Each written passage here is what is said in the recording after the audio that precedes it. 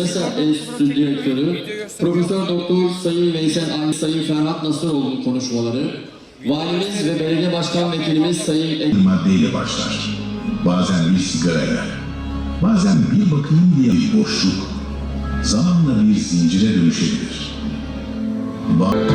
İşte bu nedenle Batman'da biz bu mücadeleyi tek bir kurumun omuzlarına bırakmıyoruz.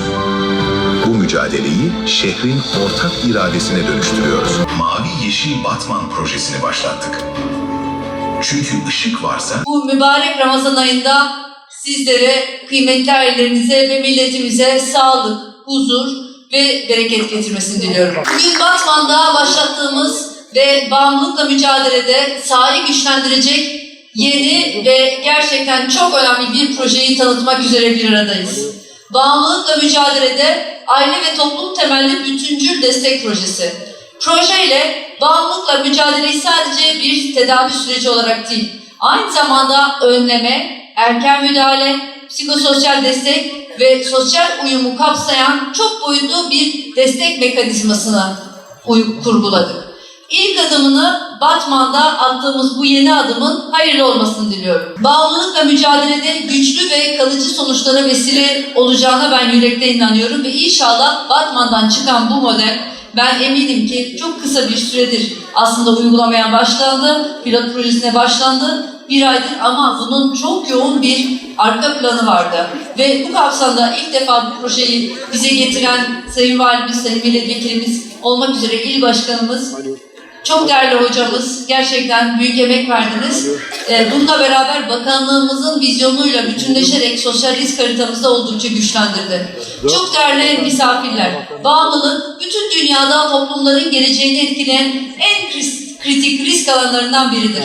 Bugün tütün, alkol, madde, kumar ve bahis bağımlılığıyla kadar büyüyen bir tehdit alanıyla maalesef karşı karşıyayız. Bunun yanı sıra biliyorsunuz dijital oyun, ekran, sosyal medya bağımlılığı, davranışsal bağımlılıklar da bu çok katmanlı tehdidi her geçen gün daha da görünür hale getiriyor. Bağımlılık sadece bir kişinin sağlığını, iradesini, hayatla kurduğu dengeyi değil, eğitimden çalışma hayatına, aile bütünlüğünden sosyal güvenliğe, mahallenin huzurundan kamu düzenine kadar geniş bir alanda derinden etkiliyor. Bu nedenle bağımlılıkla mücadeleyi aileyi koruyan, toplumu güçlendiren ve geleceğimizi güvence altına alan bir sorumluluk olarak görüyoruz. Cumhurbaşkanımız Sayın Recep Tayyip Erdoğan'ın da belirttiği gibi insan sağlığına, toplum huzuruna zarar veren bağımlılığın her çeşidiyle mücadelemizi kararlılıkla sürdürüyoruz. Bakanlık olarak bağımlılıkla mücadelede koruyucu, önleyici ve destekleyici hizmetler veriyoruz. Ailenin korunması ve güçlendirilmesi eylem planımızda bağımlılıkla, özellikle dijital bağımlılık tehdidine karşı çalışmalar yürütüyoruz. Bu kapsamda erken müdahale programları, aile odaklı sosyal uyum danışmanlığı hizmetini ve yerel işbirliklerini geliştiriyoruz.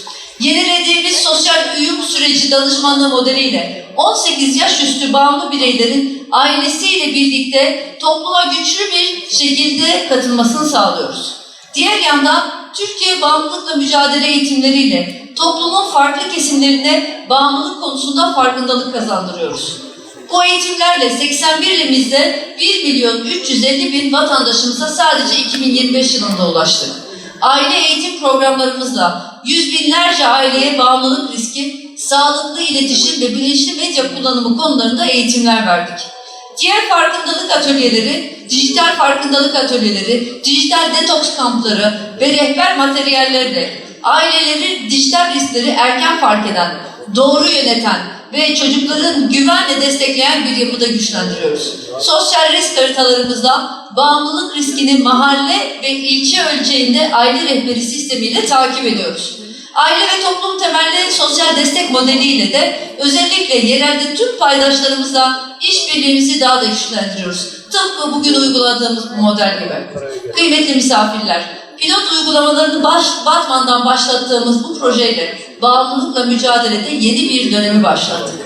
Risk tespitinden tedaviye, rehabilitasyondan sosyal uyuma ve istihdama kadar uzanan tüm süreçleri tek bir yapı içerisinde yürütüyoruz. Projelerin merkezinde aileyi koruyan, güçlendiren ve çözümün aktif parçası haline getiren bir yaklaşım yer alıyor. Bu yaklaşım, bağımlı bireyin tedavi ve rehabilitasyon süreciyle eş zamanlı olarak hanedeki tüm bireylerin kapsayan bir müdahale düzeni kuruyoruz. Yani biz burada sadece bağımlı bireyin tedaviye erişimde değil, hanenin eğitim, sağlık, sosyal hizmet, istihdam ve ekonomik destek mekanizmalarıyla yeniden güçlenmesini hedefliyoruz. Çünkü bağımlılığın tekrar ortaya çıkmasına yol açan zemini değiştirmeden, sebepleri değiştirmeden kalıcı başarıya ulaşmanın mümkün olmadığına inanıyoruz. Bu kapsamda il düzeyinde bir koordinasyon ekibi oluşturduk. Bütün çalışma arkadaşlarıma bu kapsamda teşekkür etmek istiyorum. Valilik koordinasyonda bulunan bu yapıya bağlı çalışan saha ekipleriyle vakalara doğrudan temas eden bir çalışma düzeni kurduk. Ekiplerimiz bugüne kadar yaklaşık 200 haneye ziyarette bulundular sadece bir ayda. Hane ziyaretlerinde değerlendirmeyi tek bir kişi üzerinden yapmıyoruz. Evde yaşayan her bir ferdin durumu ayrı ayrı ele alınıyor. Bağımlı bireyin tedavi ve rehabilitasyon süreci devam ederken hanedeki diğer bireylerin de ihtiyaçlarını yerinde belirliyoruz. Ve her bir birey için uygun destek planı oluşturuyoruz. Bu çerçevede hanede varsa eğer yaşlı, engelli veya bakıma muhtaç bireylerin sosyal yardım ve bakım hizmetlerine erişimini sağlıyoruz. Okuma yazma bilmeyen yetişkinleri eğitim kurslarına yönlendiriyoruz. Çocukların ve gençlerin eğitimden kopmasını önlemek için okul destekleri, mesleki eğitim imkanları ve spor faaliyetlerine katılımı teşvik ediyoruz. Okul öncesi yaştaki çocuklar için ücretsiz kreş imkanlarını devreye alıyoruz. Hanenin ekonomik ihtiyacına göre sosyal yardım ve istihdam desteklerini devreye alıyoruz. Sosyal, ekonomik ve siyasal araştırmalar enstitüsü işbirliğiyle kıymetli hocamıza teşekkür ediyorum. Meslek edindirme, iş garantili eğitim ve üretime katılım imkanlarıyla hanenin ekonomik ve sosyal dayanıklılığını artırıyoruz. Yapılan her yönlendirmeyi aile rehberi üzerinden düzenli biçimde takip ediyoruz. Böylece bağımlılık besleyen tetikleyici unsurları azaltıyoruz. Aileyi dışarıdan sürekli destek alan bir yapı olmaktan çıkararak kendi ayakları üzerinde durabilen bir yapıya kavuşmalarını sağlıyoruz. Kıymetli misafirler, aileyi güçlendiren her politikayla, her projeyle bağımlılığın yeniden üretildiği zemini daraltacağımıza inanıyorum. Çünkü bir çocuğun okulla bağını koruyan her adım gelecekte riskle karşı karşıya kalmasını azaltır. Hanenin ekonomik dayanıklılığını artıran her destek kriz anlarında kırılmayı önler. Bakım yükünü hafifleten her hizmet aile içi bağları daha da güçlendirir. Bu inançla Batman'da başlattığımız bu pilot uygulamayı kademeli olarak ülke genelinde inşallah yaygınlaştıracağız. Amacımız bağımlılıkla mücadelede tek seferlik ve dar kapsamlı bir müdahale yerine kalıcı sosyal güçlenmeyi üretmek. Bireyi yalnız bırakmayan, aileyi destekleyen, toplumsal çevreyi dikkate alan bir mücadele yapısı kurmak.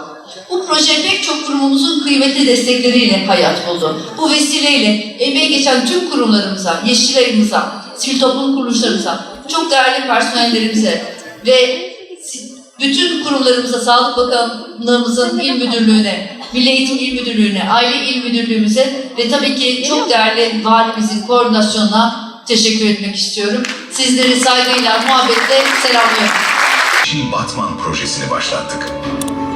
Çünkü ışık varsa karanlık barınamaz.